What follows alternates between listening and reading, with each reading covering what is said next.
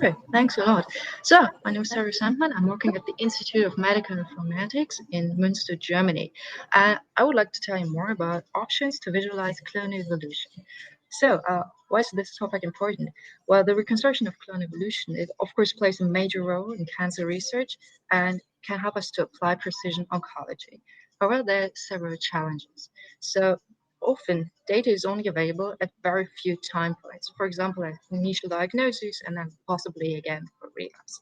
Uh, this means that we have only an incomplete representation of the disease course. Furthermore, information on therapy's effect on clonal evolution is commonly lacking. Another challenge is the integration of multi-omics data that can help us to identify biological events which are considered to be especially important with respect to disease course. To meet these challenges, we developed a bioconductor package for the visualization of clone evolution in R, which is short clevRvis. So clevRvis, it comes along with common R functions, of course, and also very intuitive, shiny interface that we developed. And this year, it was published in Giga Science. But now let's have a detailed look at clevRvis. So as input, you will need to upload a so-called CCF table. This table containing information on the cancer cell fractions. For every clone, in this example, it's clones A, B, C, and D. Information on the CCF at every measured time point is provided. And in our example, we consider 3 time points. So let's say 0, it corresponds to the initial diagnosis, and 10 might be after 10 months, and 30 probably a relapse after 30 months. So every time point, you can see the CCF. So in our example, variants characterizing our clone A, they can be found in 50% of the cells at time point 0. So in addition to clone and time point information, a user has to define information on the parental relation. So this means that for cell where the clone originated, and in our example, it's clone A developing from normal cells, clone B developing from clone A, and so on. This information can be uploaded together with the CCF table, or it can be defined interactively in our clevRvis app. We also defined an algorithm to explore alternative trees. And this refers to additional trees that are possible on the given combination of the clones and parental information and the CCFs. So once this information has been uploaded, a check performed, and in passing this check, a so-called C object is generated. Now, the seek information, a C object contains all the information on the clones, on the time points, the CCFs at the time points, and the parental relations. However, more information can be added. So we implemented an algorithm for the time point interpolation. This estimates the effect of clones. This estimates the development of clones prior to the very first and between measured time points. These -10, -5 would be examples. In addition, we also implemented an algorithm for therapy effect estimation. So even if we don't know about the effect, it's commonly known when a certain therapy was applied. So you can just select the corresponding time point. In this example, we select 15, and the expected therapy effect is estimated. So with all this information, we're now ready to have a look at the actual plotting. And in clevRvis, we implemented an algorithm for the phylogeny-aware color coding. So this means that closely related clones, they're colored similarly. So fortunately, you don't have to spend any energy on picking the best colors, but of course, if you like, you can change our default color scheme. Now our plots. Altogether, we provide 3 options. These are shark plots, place plots, and dolphin plots, shown here. Now, shark plots is a relatively raw representation of clone evolution, which is why we call them shark plots. Basically, it's just a graph with colored nodes. So it gives you information on the phylogeny, and optional, it can also be extended to show additional information on the CCFs next to the graph. These dolphin plots, they mainly correspond to the common fish plots, and they provide you with an overview of the phylogeny, CCFs, and the time course. And then finally, there are place plots. This is totally a new type of plot that we developed to visualize biallelic events. And the idea is as follows. So we take a dolphin plot, and instead of the centralized visualization that you can see here, we go for a bottom visualization. So the plot actually just lies on the x-axis, and then we mirror it, plot above and below the axis. And the upper plot shows the common clone evolution, the phylogenies, you see ups and the time course, but this lower plot visualizes the remaining healthy alleles. So if there are no biallelic events, then you would just see the borders of the clones, but otherwise the plot would be just white. In our example here, we have two biallelic events, which is why these two clones, in these plots, they're colored. So, as minutes of my talk, I would like to use to show you some of our results. One very important question you might be asking is, of course, are our algorithms for time point interpolation and therapy effect estimation valid? Can they really give us an idea of how clonal evolution looked like in between measured time points? And to investigate this question, we considered a data set from patients with MDS, or myelodysplastic syndromes, and by up to 30 time points per patient. And to test the validity of our algorithms, we did the following. We kept only the very first and the very last measured time point, and then we estimated the development in between.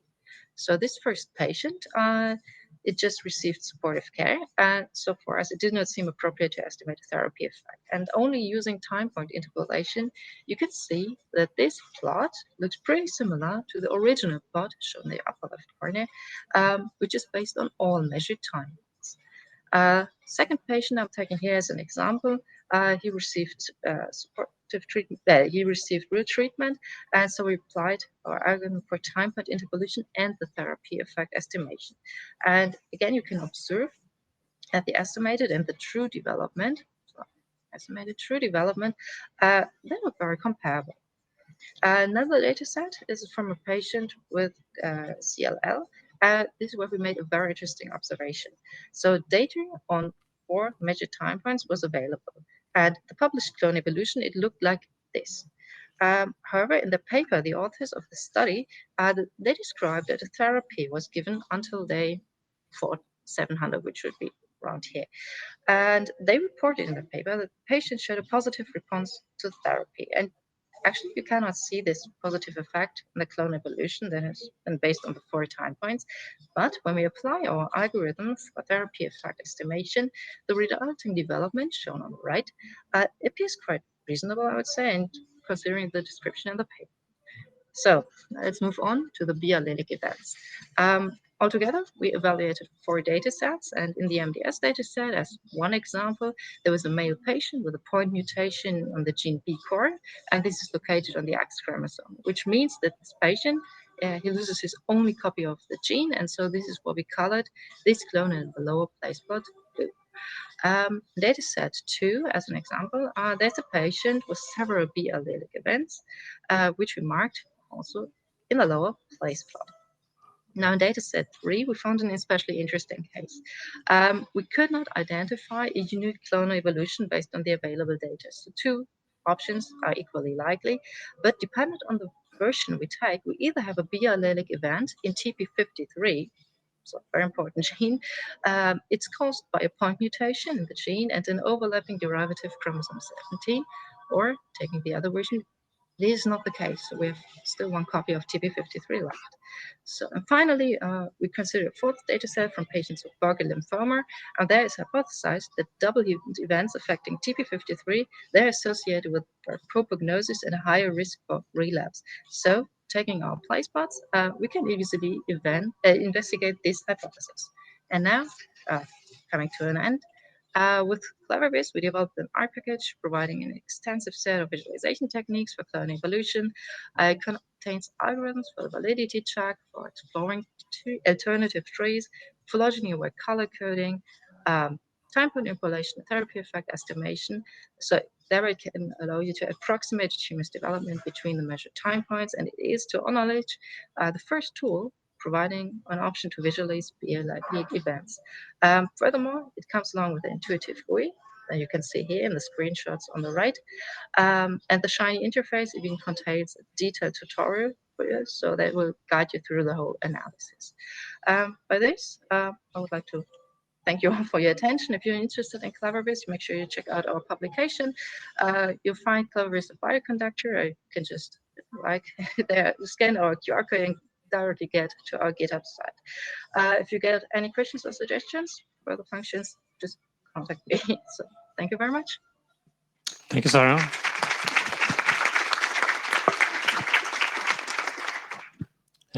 Do we have a question for Sarah?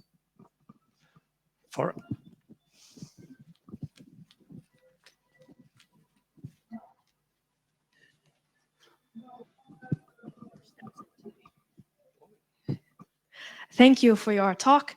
I'd like to know more about the assumptions, the details of the therapy application. Do you just assume a general bottleneck, or there are different types of chemotherapy? Thank you. Maybe I can go back to the corresponding slide that shows you. So yes, for the therapy effect estimation, we're testing different approaches. So currently it's all just treating the same for different tumors that you're analyzing. So our main assumption is that every variant that is present for a later time point, it just developed after in the course of the therapy. So it's not there. So we just maybe that's not the best example. So it's not shown there, and it's still assumed frequency of 0.